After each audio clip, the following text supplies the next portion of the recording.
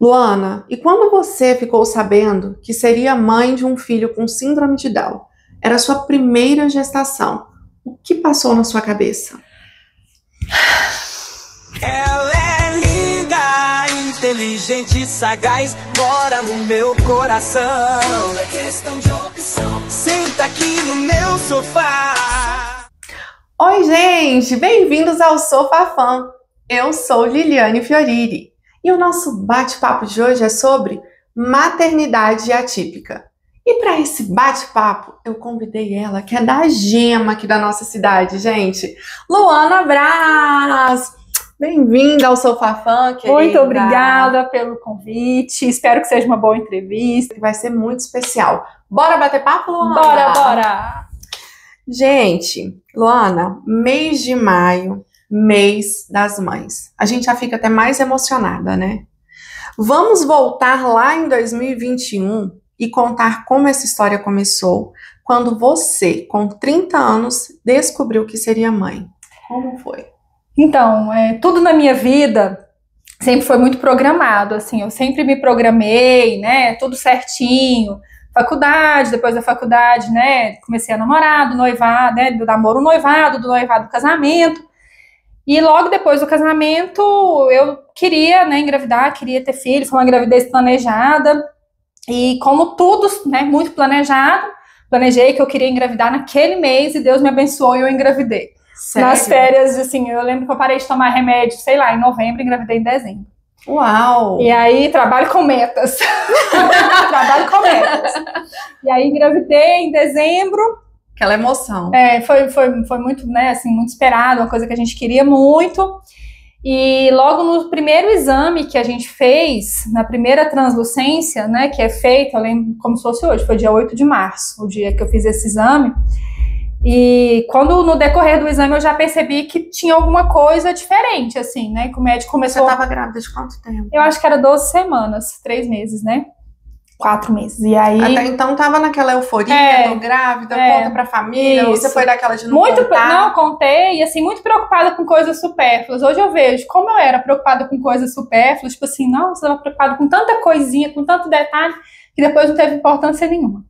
E aí fui fazer esse exame, e nesse exame, nessa translucência, já deu alteração. Eu lembro que o médico começou a fazer, e me revirava pra lá, revirava pra cá, e quando terminou ele falou assim, olha, na sua idade...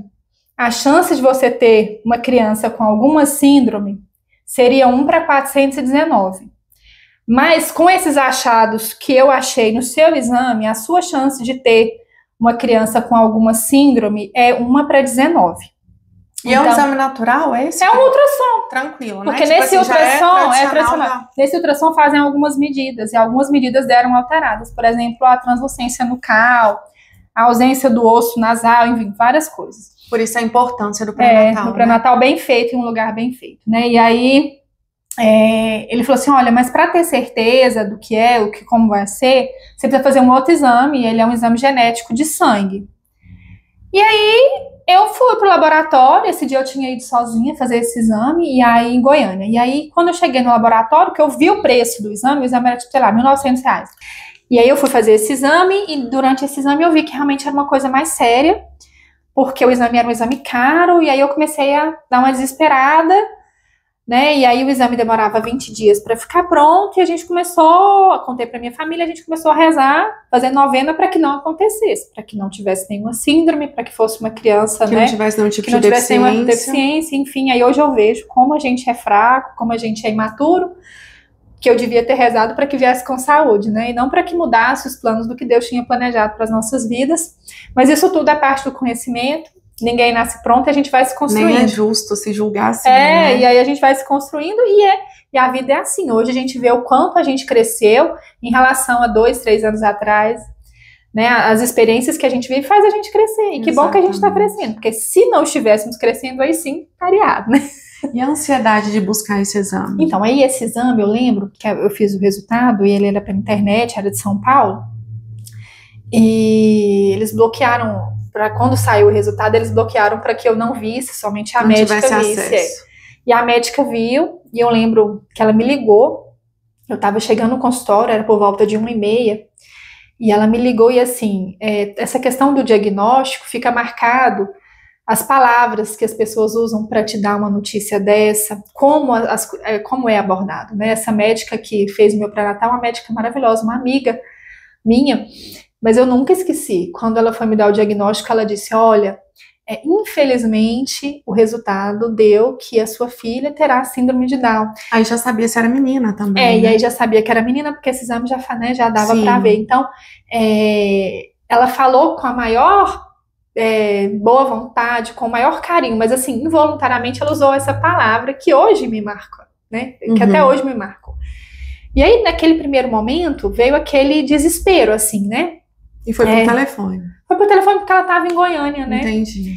E aí veio aquele desespero e, a princípio, aquela negação, né? Assim, quem passa por uma situação dessa, como hoje é super tranquilo para mim falar isso, porque, como eu te disse, a gente cresce, né? Então, se eu não tenho vergonha de te falar isso, que naquele momento, o sentimento que eu tive foi um sentimento de luto. Na época eu fiz terapia e tudo, então eu entendo que o que eu precisei passar foi a desconstrução do filho idealizado que eu tinha e da filha que eu teria. É importantíssimo trazer esse conceito, porque a forma de falar, quando se fala, né, de filho com deficiência, e eu aprendo muito com você, inclusive a gente falou isso, né, no nosso primeiro café, tá tudo bem, né, a gente usar termos, e o correto é dizer, o meu filho tem deficiência, isso. Eu vivi um luto, isso. Mas um luto relacionado ao quê? A expectativa claro. De um filho, a primeira gestação, claro. Né, é natural quando você isso. Recebe a primeira gestação, você está esperando um filho, você idealiza uma realidade isso. E é outra, né? Não, e assim, e é outra em qual sentido? Eu também nem sabia como seria ainda, né? Então hoje, mais uma vez, eu vejo como a gente cresce em relação a isso também. Eu tinha medo do que eu nem conhecia, do que eu nem sabia como seria, apenas por ser diferente, por não ser talvez como eu esperava que fosse, né? E aí depois desse exame eu fiz um outro exame, que chama amniocentese, que é como se fosse uma biópsia do líquido amniótico. Então eu fiz esse exame e mais uma vez o médico me disse, quando terminou o exame, o médico me disse, olha, que dê o melhor possível. Assim, mais uma frase que né? ficou na minha cabeça. Para uma mãe né? de primeira viagem. E aí foram se passando os meses, e quando eu completei 29 semanas, cada vez que ia fazendo o exame, ela não ia ganhando peso. Quando eu completei 29 semanas, a minha médica me disse, olha, Luana, tá acontecendo uma centralização, que é como se o sangue todo tivesse indo para a parte neural do bebê, e isso é uma coisa que faz a gente ter que fazer o parto. A gente vai ter que fazer o parto. Eu lembro como se fosse hoje, assim, eu não tinha feito as fotos, aliás, não tinha feito as fotos ainda de grávida, meu chá de fralda seria naquele final de semana. A gente vai falar sobre esses desafios, mas antes de falar sobre eles, eu queria que você ressaltasse, Luana, a importância do apoio, do suporte para essa mãe, por parte dos familiares, dos amigos e dos profissionais de saúde, não só durante a gestação, mas durante a jornada dessa mãe, né? Porque a gente fala muito, quando se fala de deficiência, um filho com deficiência, a atenção a gente vê toda voltada para a criança. E é importante a gente falar, obviamente, e levantar essa bandeira. Mas e a mãe, né? A mãe que recebeu essa notícia, que vem recebendo essas notícias também dos profissionais de saúde. Então, eu venho de uma família muito unida, né? Sempre tive muito apoio da minha família, dos meus pais, todos, da família, tanto do Paulinho também, do Paulinho em si. Então, assim, esse processo, existem processos que todos se compadecem, que todos querem ajudar, mas que são processos da gente. Então, assim, o que a gente sente... eu tenho certeza que talvez a minha mãe queria que, se fosse para ela sentir o que eu sentisse. Exatamente. Mas o que cada um tem que passar, a pessoa vai passar. Não tem como outra pessoa passar por você. Então, na verdade, intimamente, o processo que eu passei durante a gravidez, esse processo até o nascimento, era uma coisa minha. Não tinha como ninguém sofrer ou passar por mim, né? Então, assim, foi um processo meu, mas com muita ajuda. Eu busquei terapia, eu fiz terapia durante a minha gravidez, e até depois que nasceu, um tempo, né? mas eu acredito assim que, de maneira geral, na maioria dos hospitais ou na maioria, né, dessas situações, não existe um profissional específico, talvez um psicólogo, para te acompanhar durante, após a realização de um exame, ou o próprio preparo dos médicos em como dar uma notícia, a abordagem de como isso é feita, né? Então, assim, são momentos que você fica frágil, então realmente esse apoio para a mãe, né? Durante a gravidez e tudo, e depois que nasce, de maneira geral, depois que nasce, todo mundo se preocupa com o filho, né? Se tem deficiência ou não. E a mãe fica naquela, né? Assim, aquele puerpério, aquele início e tal. No meu caso, como ela nasceu prematura, como ela nasceu com problema cardíaco, como englobava várias situações, o meu medo de perdê-la no pós-parto foi tão grande que me fez... eu acho que foi a maneira que Deus encontrou de falar assim, olha, você está tendo dificuldade na aceitação, então, olha, eu posso tirá-la. E naquele momento, eu percebi, eu me veio na minha pequenez de falar, nossa, Deus, realmente, se você me deu, agora é meu, agora não vai tomar, né? Agora é meu, e agora a gente vai lutar por isso. Então, assim, a minha aceitação veio muito a partir do momento que nasceu, o amor, ele muda tudo. O amor transforma tudo, né? E eu falo que Deus, ele nos capacita, né? Isso. E hoje você falando sobre a probabilidade de uma em não sei quantas lá, eu só olho pra você e falo assim, que mulher incrível que foi escolhida para ser mãe da Bia, viu? E agora vamos falar um pouquinho sobre os desafios e aprendizagens de uma maternidade atípica. Luana, conta pra gente... Quais foram os principais desafios que você enfrentou até hoje? Um dos maiores desafios mesmo é lidar com o desconhecido, né? Então, assim, tudo novo, como vai ser, com medo, com ansiedade. E isso a gente aos poucos vai acostumando, né? Vai aceitando o processo, vendo que cada pessoa tem o seu tempo, o seu desenvolvimento. E é assim, né? A Bia te fez mudar a forma de ver o mundo e até a própria maternidade? Com certeza, né? Então, eu já tinha dito isso, mas, né, para falar assim novamente, eu sempre fui uma pessoa que tive tudo muito programado na minha vida. Então, assim, eu não me programei para ter uma filha com deficiência. E esse foi a primeira tapa, assim, que eu levei na cara, assim, nesse sentido, assim, né, de falar assim, olha...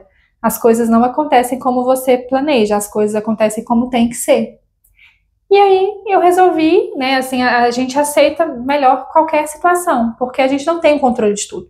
Então a Bia me ensinou que eu não tenho controle de tudo. E que eu estou aqui para aprender com ela aprender comigo, também com a Malu. E tudo acontece como tem que acontecer e não está no meu controle. O mundo ainda não está preparado para a inclusão e para uma empatia. Como você lida com os preconceitos, com as exclusões, com os julgamentos? Então, a gente fala muito isso, né? O mundo não está preparado, e às vezes a gente esquece que nós somos o mundo. Uau! Então, nós somos o mundo. O simples fato, por exemplo, de você ter o desejo de fazer esse canal, de me convidar para falar sobre isso, sobre deficiência, você já está plantando a sua sementinha, né? Então, assim, você já está fazendo, de certa forma, a sua parte, porque talvez o que nós estamos falando vai despertar em alguma pessoa esse olhar diferente, esse olhar em como olhar o diferente, né? Então, eu acho que cada pessoa, no seu âmbito, assim, na sua realidade, ela tem que fazer alguma coisa em prol das pessoas com deficiência. Então, por exemplo, se você tem um canal, você vai chamar uma pessoa para falar sobre isso e esse canal vai abranger muitas pessoas.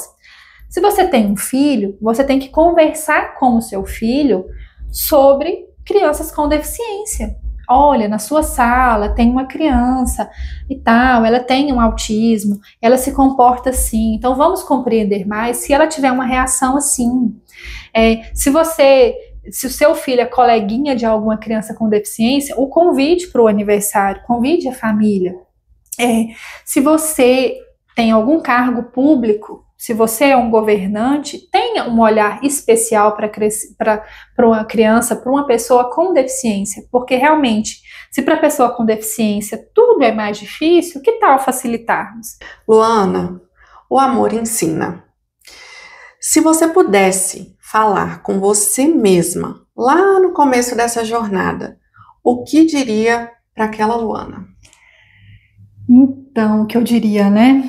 Hoje eu diria para mim mesma, né? Há 5 anos atrás, há 4 anos atrás, e o que eu digo para mim mesma há 4 anos atrás seria o que eu digo para uma mulher que talvez esteja grávida, ou para uma mulher que esteja grávida e tenha descoberto que tem um filho com deficiência, ou para alguma mãe que já tem um filho com deficiência, né?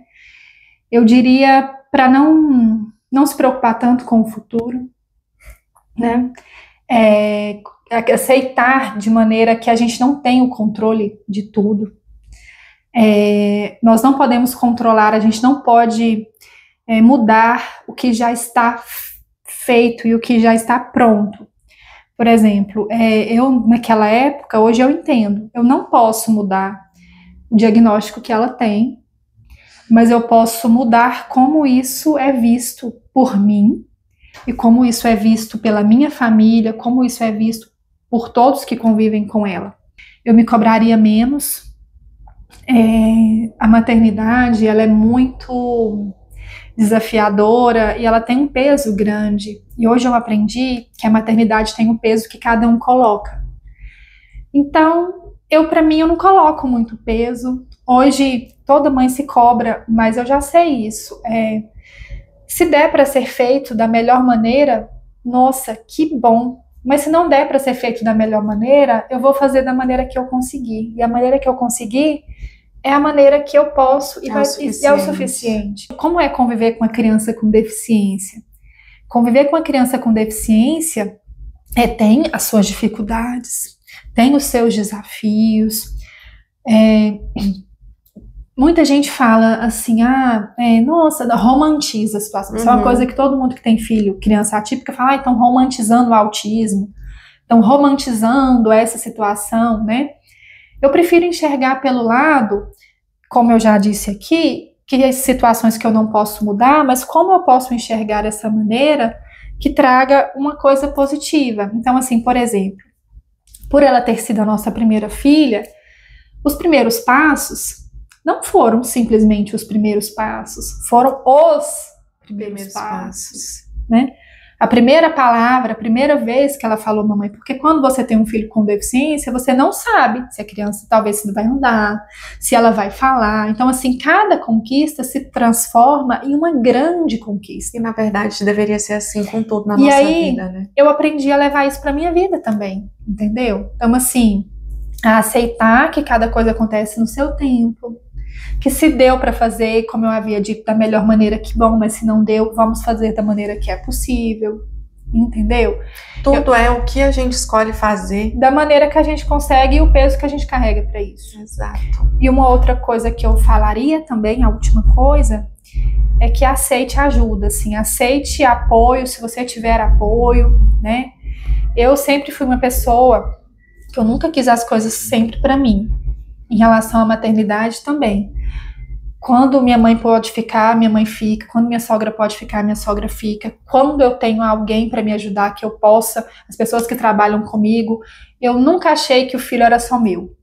Eu também pedi, né? Sempre peço. Porque às vezes também, quem tá de fora não sabe nem como ajudar, como fazer. Isso. Né? Se a mãezinha ali, ela tá querendo mais a ficar quietinha. Às vezes pedir uma ajuda, exato. Mas em relação à maternidade atípica, o que a gente percebe é que muitas vezes eu sou uma pessoa abençoada. Assim, às vezes a pessoa que tá olhando fala assim, poxa vida, é muito fácil para ela tem mãe, ela tem sogra, ela tem funcionária, não sei o que, não sei o que, não sei o que. Não tirando o peso de cada situação, porque cada um sabe o que passa. Cada um sabe o que passa. Porque quem é mãe vai entender isso, cada um sabe o que se passa. Mas tem muita gente que não tem muita ajuda, que não tem ajuda. Eu conheço pessoas de mães com filhos com deficiência que realmente não tem quase com quem contar e vão se isolando da sociedade. Porque aí é aquele aniversário que às vezes a pessoa não é convidada porque o filho é autista, o filho, ele dá trabalho, né? Então, assim, essa sensibilidade de olhar para se você conhece uma pessoa que tem uma criança com deficiência, que você ofereça uma ajuda, você convide para passar o dia na sua casa, você faça uma visita para essa pessoa. Como eu posso ser útil, Como né? eu posso ser útil. Então, assim, eu tento ajudar, eu conheço algumas pessoas, então, assim, eu tento ajudar. Às vezes alguém comenta comigo, fulano tá precisando de um exame, fulano tá precisando de uma consulta, fulano tá precisando de uma receita. Às vezes eu não tenho tempo de ir lá, de fazer aquilo, de às vezes fazer um almoço para a pessoa, ou de ficar com a pessoa meio período. Mas eu falo, não, peraí que eu vou tentar ajudar, eu vou tentar ligar para fulano, que vai ligar para ciclano. Da sua forma, né? O pessoal fala que eu sou meio que a Madre Teresa. Eu adoro arrumar emprego para os outros. Se alguém está desempregado, eu tento procurar. E essas situações também, assim, fulano tá precisando de uma consulta, fulano tá precisando de um exame, peraí que eu vou ver o que eu vou fazer, eu vou tentar ajudar. Como posso ser útil? Então, assim, às vezes, pequenas coisas podem mudar, né, o dia de uma pessoa que tá precisando de uma ajuda. Hoje, você representa todas as mães, inclusive aquelas que têm filhos com deficiência. Ai. É mãe da Bia, com síndrome de Down, e da Malu. Para encerrarmos, Luana, qual a mensagem o relacionamento da Bia e da Malu pode deixar de ensinamento para todos nós? Então, ter um filho com deficiência e um filho que não tem nenhuma deficiência me ensina os dois lados da moeda, né? Eu tento criar a Malu da maneira que eu espero que todos os pais criem seus filhos, aceitando as diferenças e com muita empatia. Então, empatia é a gente se colocar no lugar do outro, né? Então, assim, eu espero realmente que as crianças que estão nascendo, que as crianças que estão na escola junto com a Bia, que elas cresçam com esse sentimento de um olhar diferente para a pessoa que precisa, né? Igual a Bia, ela tem uma deficiência, ela tem a síndrome de Down, ela tem uma deficiência intelectual, então, assim, ela precisa conviver com as diferenças e que o mundo esteja mais adaptado para essas diferenças. Eu acho que incluir é diferente de aceitar, é diferente de incluir, né? Então, assim, é uma coisa, por exemplo, aceitar é a criança com deficiência estar no meio de todo mundo, e incluir é convidar para uma festa, é convidar para um aniversário, é aceitar que ela é diferente, que ela vai precisar de olhares diferentes. Então, eu crio a Bia e a Malu dessa seguinte maneira, tentando colocar, nossa, mas você tem um filho com deficiência, mas você quer tratar ele como se ele não tivesse. Não, não é isso. Eu aceito a deficiência da minha filha, eu sei as limitações dela, mas eu quero dar condições para ela que ela vá aonde ela puder ir. Ela está na escola e se ela puder ser alfabetizada, eu vou dar condições para ela ser alfabetizada. Se ela não tiver condições de ser alfabetizada, eu vou aceitar porque eu fiz a minha parte, entendeu? Uhum. Então, assim, eu dou as condições, eu quero dar as condições, e esse é o maior desafio de quem tem uma criança com deficiência, da mãe. É conseguir dar as condições de terapias que a criança precisa, porque não é muito difícil, isso é muito cansativo. É caro, é cansativo. Você leva numa terapia, aí faz a terapia e a terapeuta te passa várias coisas que você tem que fazer em casa. Então, assim, são mais coisas, né? E essa mãe que chega cansada. Né? Então, assim, é assim, a vida é assim. Mas eu quero dar para ela as condições que ela consiga se desenvolver aonde ela puder ir. E a Malu, eu quero criá-la, como eu espero que todos criem os seus filhos, de que entendam as diferenças e que as diferenças façam, as diferenças da Bia, as dificuldades da Bia façam a Malu crescer também. Porque quem está convivendo com uma criança com deficiência já entendeu que não são todos iguais. Então hoje, o que a rede social te mostra? Que todos somos iguais, todos somos lindos, todos somos felizes, todos postamos só o que é bom, só o que dá certo, todo mundo é igual, todo mundo é perfeito. Somos todos únicos e o mundo não está preparado para os diferentes. Então, e aí a criança, o adolescente começa a ver isso, que ele tem que ser daquele jeito, e aí quando acontece uma frustração ou uma limitação própria, vem toda essa situação que todo mundo está vendo. Então eu acho que a convivência com a criança com deficiência da Malu a convivência com a criança com deficiência na escola, ela é válida para as crianças também. A Bia vai aprender muito na escola, mas eu acho que os colegas e os professores vão aprender também com ela. É uma troca muito Uma genuína, troca. né? E o mundo é isso. O mundo é sobre isso. O mundo é sobre isso. Gente, o nosso bate-papo de hoje fica por aqui. Luana, agradeço muito, muito todas as nossas trocas, né? Que esse bate-papo de hoje sirva de acolhimento para todas as mães, que sirva de inspiração e de ensinamento, para que juntos nós possamos construir uma sociedade verdadeiramente inclusiva. Obrigada. Que agradeço pelo convite, espero ter correspondido às expectativas, né? Ter conseguido falar tudo que realmente a gente queria. Isso. Um beijo e até a próxima. Tchau, tchau. Aquela que ama, aquela que canta a canção de ninar e que no abraço faz o medo passar. Mãe é aquela que adota, que chama de filho, que pega na mão e ensina a andar, te deita no colo e ensina a amar. Muito obrigado, mãe.